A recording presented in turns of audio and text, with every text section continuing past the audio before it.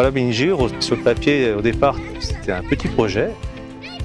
On va mettre quelques outils du numérique, des imprimantes 3D, des coupeuses laser, dans une camionnette qui va se promener sur le territoire et aller porter au plus près dans le rural cette culture maker. Bonjour les enfants, moi je m'appelle Emmeline, je travaille à Corté. Donc à Corté, il y a ce qu'on appelle un Fab Lab. C'est là que je travaille. Et en fait, ce n'est pas du tout un petit projet, c'est un très grand projet parce qu'il est à la croisée de beaucoup de disciplines, mais c'est aussi la manière dont on apporte à quelqu'un la conception d'une gestion de projet. Concevoir quelque chose, c'est de réaliser, et entre les deux, il y a toute une série de phases, d'étapes très importantes, avec aussi le fait de fabriquer quelque chose, c'est quelque chose de très concret. Donc aujourd'hui, on va fabriquer 2 toupies de 2 sortes. Celle-ci, en plastique, bien joué, la bleue est en plastique, et celle-ci, en bois avec des petits disques de papier, exactement. La coordination de ce projet, déjà, s'est bâtie sur une coordination territoriale entre différents acteurs partenaires, que sont déjà l'État, entre les services donc, de la préfecture, les services de l'Académie de Corse, la collectivité de Corse avec les services en lien sur l'éducation et la recherche, et évidemment l'Université de Corse au travers de tout son dispositif de développement et d'innovation. Alors Fab Lab Ingir est né finalement de cette logique de comment on pouvait transporter la culture maker, donc de la conception à la réalisation, au plus près des territoires. Donc toutes les communes, toutes les écoles, tous les collèges, les lycées n'ont pas forcément accès à tout le matériel. Ce n'est pas simplement une histoire de matériel, c'est aussi une histoire de savoir-faire. Et donc le savoir-faire de l'Université de Corse et de son Fab Lab étant reconnu, il était tout à fait naturel de dire voilà, on va essayer de transporter ce savoir-faire au plus près des élèves, de tout un chacun. C'est pour ça qu'on va travailler sur un contreplaqué qui fait, à votre avis, quelle épaisseur là? Tu dis quoi, 1,5? Exactement, c'est un peu plus grand qu'1 millimètre et c'est un peu plus petit que 2. Le bouton Power, s'il te plaît. Ce Fab Lab Ingir a été initié par l'Université de Corse et notamment la personne de Vanina Bernard-Leone qui était également à l'origine du Fab Lab de Corté en 2016.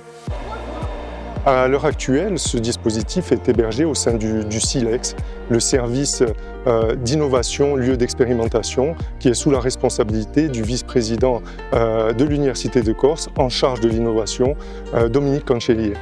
Ce dispositif répond à de nombreux objectifs pour l'université. Tout d'abord un objectif en termes d'innovation, parce qu'il permet justement de présenter et de proposer des outils et des technologies de fabrication numérique, imprimantes 3D, découpe laser, programmation, électronique. Et il permet également de sensibiliser les plus jeunes, notamment, à l'innovation par l'utilisation de l'expérimentation et de la pratique. Il permet également de répondre à l'objectif de diffusion des connaissances qui est un objectif de l'université parce qu'une partie des ateliers qui sont présentés dans le cadre de ce dispositif ont été co-construits avec des chercheurs. Ce dispositif de Fab Lab Ingir, où justement, avec d'autres actions de l'université, ont permis l'obtention d'un label Science avec et pour la société délivré par le ministère de l'Enseignement supérieur et de la Recherche. Ces 3 dernières années, mon travail a été de concevoir un catalogue de 10 ateliers de culture scientifique, technique et numérique à destination des écoles primaires, plus précisément les cycles 2 et 3. Donc pendant 3 ans, j'ai sillonné toute la Corse avec le camion Fab Lab Ingir pour déployer en priorité le dispositif dans les établissements scolaires ruraux, à savoir donc en Corse, il y a 133 écoles rurales, dont 43 classes uniques. J'ai mis en place une desserte par micro-région. D'abord le Cap Corse, le Nebbio, la Casinca, Castagnic, Chiumurbe, Centre-Corse, le Giunsani, la Balagne, le Liamone, la Gravone, Prunedi, Taravo, pour terminer par l'Alta Rocca et l'extrême sud. Pour cette desserte, j'ai priorisé les écoles en concertation avec l'Académie de Corse, notamment les inspecteurs d'académie et les directeurs et directrices d'établissements scolaires. Les enseignants volontaires choisissent l'atelier en fonction de leurs besoins, à savoir le programme et le niveau des élèves. Plus rarement, le Fab Lab Ingir participe aussi à des actions grand public, comme la fête de la science ou la fête de la nature. Donc le Fab Lab Ingir est un dispositif qui pourrait être inspirant et transposable à d'autres régions qui ont des problématiques rurales elles aussi. Nous, on est une école du rural. Pouvoir amener ce genre d'initiative dans nos écoles, on en était ravis déjà.